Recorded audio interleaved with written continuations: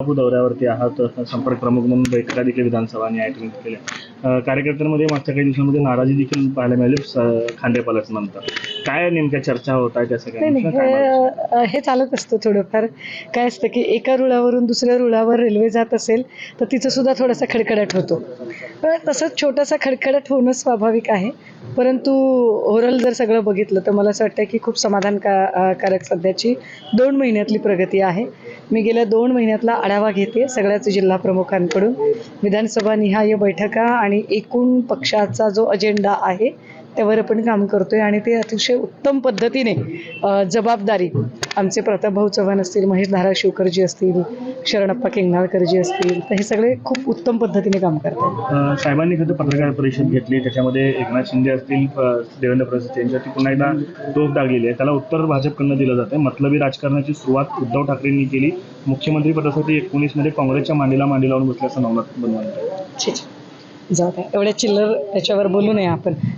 जरा क्वालिटी आणि कोणी बोललं असेल तर त्याच्यावरती नक्की विचारा. कुठे काहीतरी अशा भुंकणाऱ्यांवर बोलावं. चला, ज्योती वाघमारेंवर बोलायचं नाही, तुम्ही काय, तुम्हाला राज्याच्या अजेंड्यावर काय विचारायचं ते विचारा ना. मी आहे महागद्दार म्हणतायत उद्धव ठाकरे. नाही, सॉरी. मी खूप वेळा सांगितले तुम्हाला की काही लोक कुठेही असले तरी तो जो ऑरा असतो तो त्यांना येऊ शकत नाही.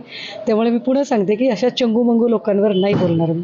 ते खरं तर जेनजींचं जे आंदोलन झालं त्यानंतर सरसंघचालक असतील किंवा पंतप्रधान नरेंद्र मोदी असतील, हे सातत्यानं जेनजीशी संवाद साधण्याचे प्रयत्न आता करतायत. मध्यंतरी सरसंघचालकांची मुलाखत झाली, आज मोदीजी IITN विद्यार्थ्यांशी संवाद साधतायत. नाही, मला असं वाटतंय की भाजपने ठरवून घेतलं पाहिजे की तुम्ही नेमके खरे कोणते आहात.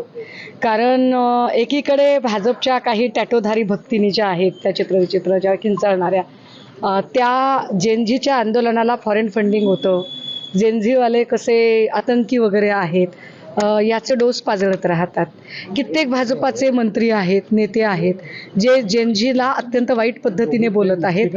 आणि नेमकं त्याच वेळेला दुसरीकडे मात्र राष्ट्रीय स्वयंसेवक संघाचे सरसंघ संचालक मात्र जेनजीच्या मताशी मी सहमत आहे असं म्हणत आहेत. मला सरसंघ संचालक मोहन भागवतजी यांनी जे म्हणणं मांडलं की जेनजीच्या मताशी मी सहमत आहे, हे माझ्यासाठी अत्यंत महत्त्वाचं आहे. कारण जेनजीने जे मत मांडले ते मत या देशाच्या पंतप्रधानांबद्दल मांडले आणि पंतप्रधान मोदी यांनी राजीनामा दिला पाहिजे. पंतप्रधान मोदी आंदोलन हाताळू शकत नाहीत. पंतप्रधान मोदी गेली 2 आठवडे संसदेचं अधिवेशन असतानाही या राज्याचे गृहमंत्री किंवा या राज्याचे पंतप्रधान हे लोकांना आपल्या घरी बोलवून भेटतायत, पण पत्रकारांना सामोरे जाऊन ते बोलत नाहीयेत. आणि यावरचा रोष जेनजीने व्यक्त केलाय. त्या जेनजी सोबत मोहन भागवत जर सहमत असतील तर याचा स्पष्ट अर्थ आहे की जेनजीने मोदींबद्दल आणि अमित शहांबद्दल जी भूमिका मांडली त्यावर मोहन भागवतजी सुद्धा सहमत आहे. तुम्ही जी भूमिका मांडता किंवा विरोधक जी भूमिका जेनजींबद्दलची बोलत होते तीच भूमिका सरसंघचालकांनी मांडली आणि त्यामुळे कदाचित अंबादास दानवेंनी आज सरसंघचालकांची भेट घेतली, त्यांच्या कार्यक्रमाला उपस्थित नव्हते. मला असं वाटतं की जेनजी असतील किंवा एकूण त्यांनी इथल्या शिक्षण व्यवस्थेच्या वरचे जे काही आरोप आत्ताचे केलेले आहेत, शिक्षण व्यवस्थेमध्ये रिफॉर्म करण्याची गरज आहे या संबंधाने जी जागरूकता जेनजीने दाखवलेली आहे आणि ते रिफॉर्म्स करायला किंवा त्याच्याशी संबंधित असणाऱ्या प्रश्नांना उत्तरं द्यायला जर या देशाचे पंतप्रधान कमकुवत ठरत असतील तर त्यांनी अजिबात सत्तेत राहू नये, त्यांनी राजीनामा दिला पाहिजे. या मताशी निश्चितपणे मोहन भागवतजी सुद्धा सहमत असतील. कारण मी अत्यंत जबाबदारीने सांगितलं पाहिजे की राष्ट्रीय स्वयंसेवक संघाचे सरसंघ संचालक मोहन भागवतजी म्हणाले होते की 70 नंतर निवृत्तीची शाल पांघरली पाहिजे. मोदींनी 70 ओलांडली आहे. ट्विट केलं तुम्ही आता विजय चौधरी यांचं, त्याच्यामध्ये जयकुमार गोरेंचा देखील उल्लेख या ट्विटमध्ये आपण केला की जयकुमार गोरेंना टक्केवारी द्यावी लागते. सोलापूरचे पालकमंत्री बघा, विजय चौधरी हे भाजपचे महामंत्री राहिलेले आहेत, आता फरार आहे बहुतेक. आणि त्या ज्या ऑडिओ व्हायरल झालेले आहेत त्याच्यामध्ये PA अटक झालेली आहे. त्यामुळे त्या ज्या ऑडिओ आहेत त्या ऑडिओ आत्ता ऑलरेडी म्हणजे ऑन रेकॉर्ड आहेत आणि जवळपास 7500 ऑडिओ आहेत ज्यातली एक एक ऑडिओ बाहेर येते. मला वाटते की विजय चौधरी आणि PA याच्यावर आपण चर्चा करतोय, पण त्याहीपेक्षा महत्त्वाचं यातला जो कंटेंट आहे तो भयंकर आहे. जी भाजपा ना खाऊंगा ना खाणे दूंगा असं ब्रीच सांगत होती, त्या भाजपाचे मंत्री कसं टक्केवारीचं राजकारण करतायत हे भाजपच्याच लोकांकडून स्पष्ट होतंय. मला कधी कधी असं वाटतं की हे सोलापूरमध्ये आल्यावर माझ्या हाताशी नेमकं लागावं की भाजपच्या महामंत्र्यांनी प्रसारित केलेली ऑडिओ ती माझ्या हाताशी लागावी. याचा अर्थ सोलापूर भाजपामध्ये जयकुमार गोरेंच्या बद्दल किती असंतोष आहे हे स्पष्ट दिसत आहे. ताई, कुठेतरी मनोज जरांगे पाटील आज पश्चिम महाराष्ट्र दौऱ्यावर सुरू केलेले आहे. त्यांचं असं म्हणणं आहे की जे कुणबी दाखले होते ते रद्द करण्याचं काम बावनकुळे करत आहे. त्याच्यावरून त्यांनी शिंदे साहेब असतील किंवा फडणवीस साहेब, मी कालही त्याच्यावर बोलले की शिंदेंना मराठा मॅन होण्याची घाई लागली आणि त्यांनी मराठा मॅन होण्याची घाईच्या नादामध्ये अत्यंत घाई गडबडीमध्ये फार अभ्यास न करता किंवा ज्याला एक काय म्हणता येईल एक सॉलिड आणि व्हॅलिड डॉक्युमेंट जे बनवून असतं ते सॉलिड आणि व्हॅलिड डॉक्युमेंट केलं नाही. तर दुसरीकडे शिंदेंना मराठा मॅन म्हणून एस्टॅब्लिश होऊ द्यायचं नाही, किंबहुना मराठा आणि ओबीसीतला वाद कायम चिघळतच राहिला पाहिजे, त्यातच आपलं भलं आहे, फोडा आणि राज्य करा, ह्या नीतीसाठी जाणीवपूर्वक फडणवीसांनी केलेली चाल. पण शिंदे आणि फडणवीसांच्या कुरघोडीच्या राजकारणात इथल्या सर्वसामान्य मराठ्यांचं मात्र नुकसान होत आहे. त्यामुळे सत्ताधाऱ्यांमधला कलगीतुरा त्यांना काय रंगवायचा आहे तो त्यांनी रंगू द्यावा. शिंदे आणि फडणवीसांनी एकमेकांवर कुरघोड्यांचं राजकारण खुशाल करावं, पण या कुरघोड्यांमध्ये त्यांनी सर्वसामान्य मराठ्यांचा बळी घेऊ नये ही मात्र आमची अपेक्षा आहे. खरं तर तुम्ही सोलापूरला आलेला आहात. संजय राऊत आणि जयकुमार गोरे यांच्यात मध्यंतरी काही वाद सुरू होते आणि त्यानंतर तुम्ही सोलापूरला येता आणि तीच क्लिप तुमच्या ऑडिओ क्लिपमध्ये लागली. तुम्ही आता बिटवीन द लाईन सांगण्याचा प्रयत्न देखील केला. इलरा उलगडून सांगता काय नेमकं? नाही, मी परत एकदा आपल्याला उलगडून सांगते, असे खूप भाजपाचे लोक आहेत, सोलापूर भाजपामधले आहेत, महाराष्ट्र भाजपातले आहेत की ज्यांच्या मनात एक प्रचंड रोष आहे, राग आहे, एक अस्वस्थता आहे.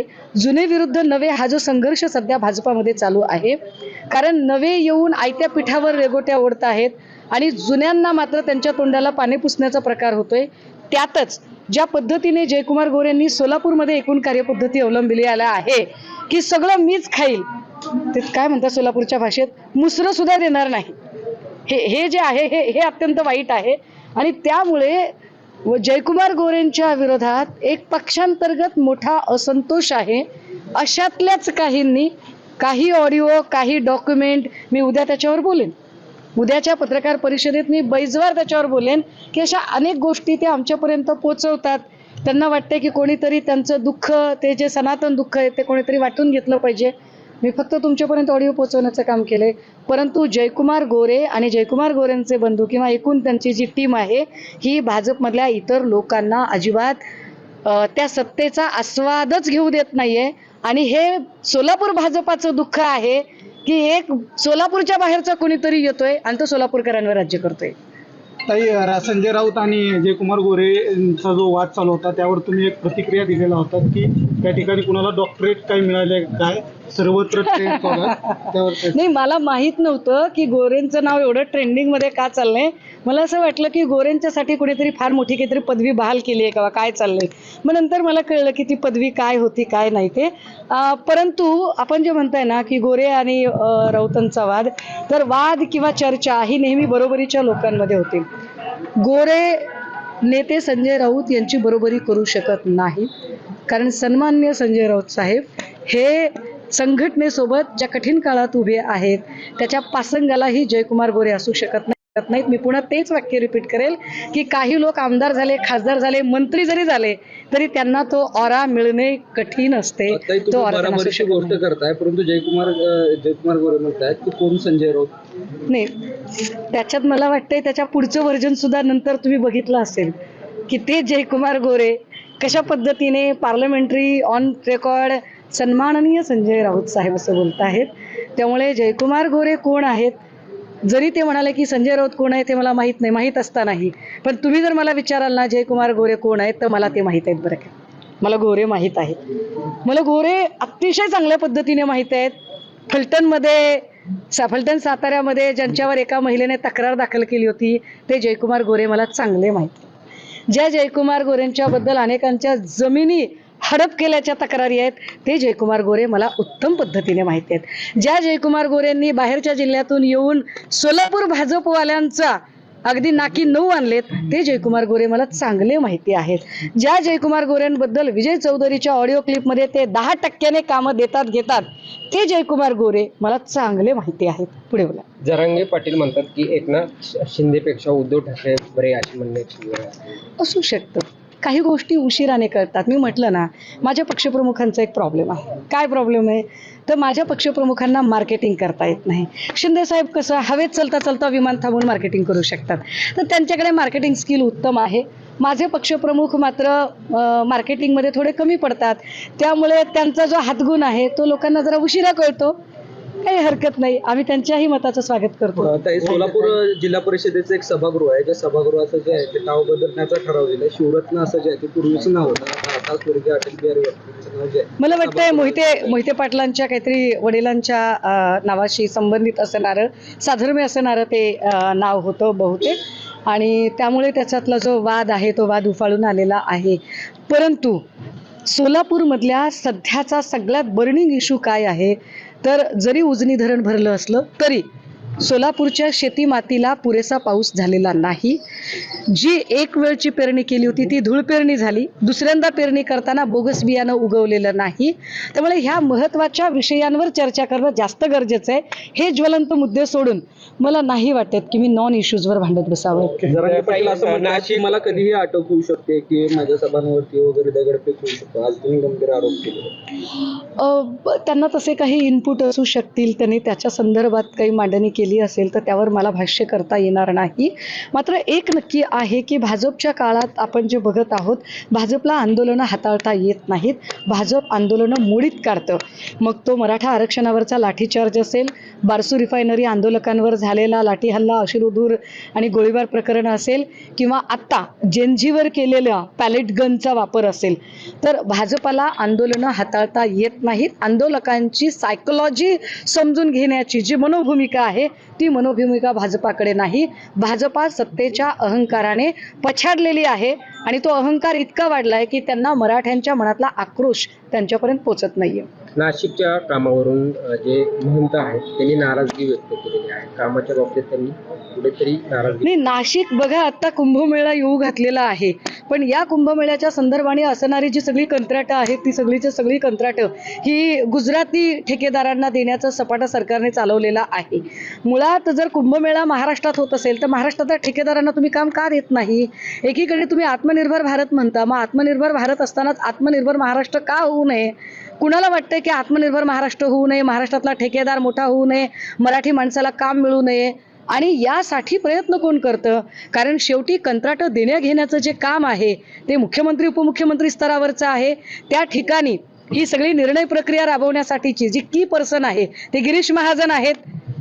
मग गिरीश महाजन हे संकटमोचन जरी भाजप म्हणत असली तरी गिरीश महाजन सध्या गुजरातच्या ठेकेदारांच्या साठीचे कंत्राट मोचन झालेले आहेत का? कारण त्यांच्यामुळे हा सगळा प्रॉब्लेम तयार होतो. महाराष्ट्रातील ताज्या बातम्यांसाठी बघत रहा टाइम्स टुडे टीव्ही. सोबतच शेअर करा, सबस्क्राईब करा आणि बेल आयकॉन